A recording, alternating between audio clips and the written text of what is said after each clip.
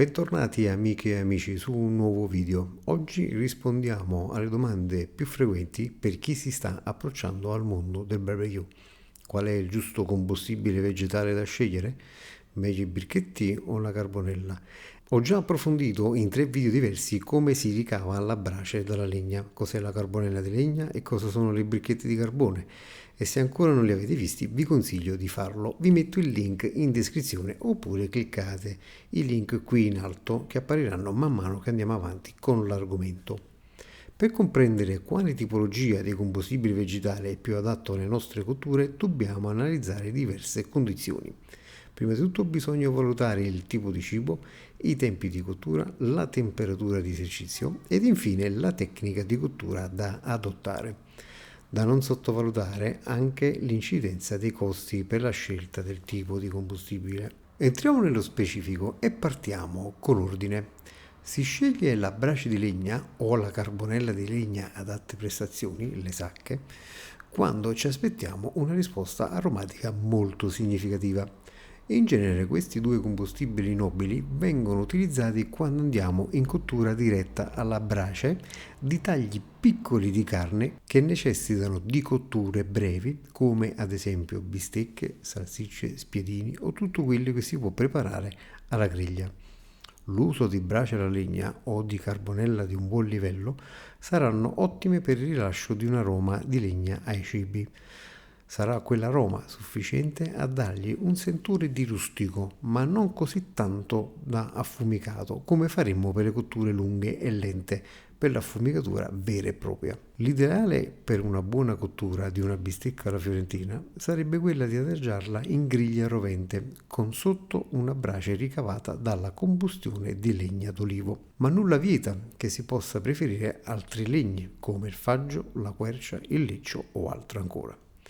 Per ricavare la brace della legna comporta anche dei limiti sfavorevoli che non possiamo fare a meno di non evidenziarli. Il costo. Per la sua produzione si necessita l'impiego di molta legna da ardere che sia sufficiente per arrostire una bistecca. Il tempo. Ricavare la brace da un tronco di legna ci porta via almeno un paio d'ore. Lo spazio. Bisogna avere la possibilità di bruciare la legna senza che vicini e condomini si possano lamentare, oltre ad avere un'area di stoccaggio per la legna. I dispositivi. Non tutti i dispositivi sono adatti per sopportare una combustione di legna ad altissima temperatura, quindi non sarà possibile produrla in un normale barbecue. In alternativa, per risolvere gli svantaggi non trascurabili per la produzione della brace di legna, possiamo raggirare l'ostacolo con la brace già fatta, ovvero con la carbonella di legna di alta qualità, ricavata da legni pregiati, che replica le caratteristiche della brace di legna. Con la carbonella venduta in sacchi da 10 kg guadagneremo in praticità di trasporto e stivaggio. Non perderemo molto tempo per accenderla, bastano soltanto 30-45 minuti, il tutto senza rinunciare agli aromi. Anche se più economici della legna, comunque i costi di queste sacche si mantengono alti, ma credetevi, ne vale veramente la pena. Attenzione, non confondete questa carbonella con quella che trovate facilmente in commercio ai supermercati. Vi sconsiglio altamente di acquistare questa tipologia commerciale. Spendereste soldi a vuoto. La carbonella di alta qualità la troverete nei negozi specializzati oppure cliccando sui link che vi metto in descrizione. La carbonella di livello è ricavata da legni duri come il querbacio blanco, carbonella di leccio o faggio che troverete online per esempio su Amazon. Questo tipo di carbonella sarà ottima anche per le lunghe cotture negli affumicatori, ma richiede una certa esperienza per la stabilizzazione delle temperature. Ma se non vogliamo spendere troppo e vogliamo trovare una carbonella che sia alla portata delle nostre tasche senza rinunciare alla qualità, certo si può risparmiare. Possiamo orientarci su un tipo di carbonella ricavata da legni misti e meno pregiata di quella che abbiamo nominato prima.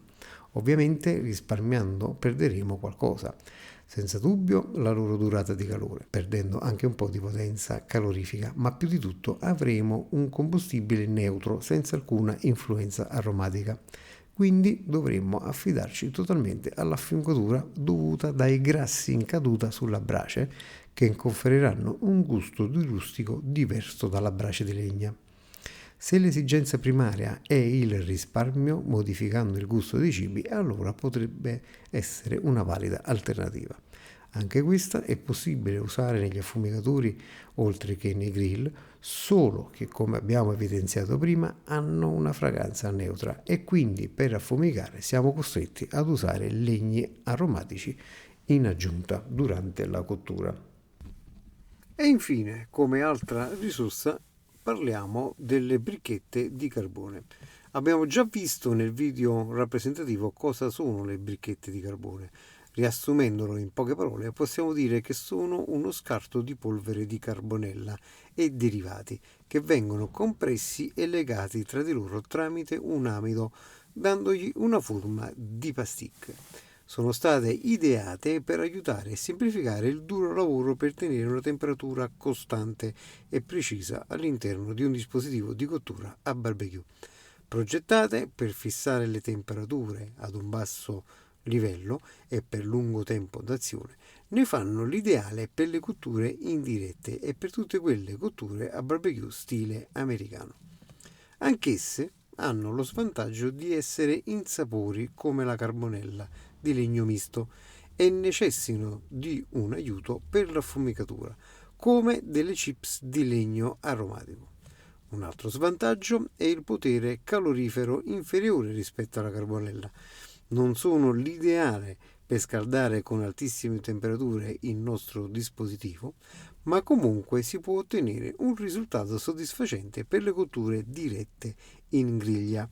Ovviamente dobbiamo accenderne più del previsto per ottenere una buona temperatura di esercizio. Domanda: le bricchette sono tossiche e trasmettono elementi tossici ai cibi? Probabilmente sì. Se le impieghiamo senza prima di farle ben ardere, potrebbero rilasciare delle sostanze non salutari ai cibi. In ogni caso, la loro tossicità sono ancora ad oggi oggetto di studio e siamo in attesa di risposte concrete, specialmente quando si realizzano tecniche di cottura prolungate come lo snake o il minion, dove si crea una situazione di accensione mista di bricchette accese che innescano quelle spente, ed ancora non è chiaro se proprio in questo istante vengono rilasciate delle sostanze particolarmente influenti sui cibi. Non voglio dilungarmi ancora con questo argomento, vedremo nei successivi video, man mano che andiamo avanti, come organizzare un setup di un dispositivo e come impiegare a meglio i combustibili che abbiamo descritto in questo video. Prima di salutarci, vi invito alla visione del prossimo video e se ancora non è stato pubblicato, allora vi esorto ad iscrivervi al canale, così da non perdervi le prossime novità. Un gesto che a voi non costa nulla, ma che ci ripaga e ci sprona per nuovi contenuti di interessi. Grazie e al prossimo video. Ciao!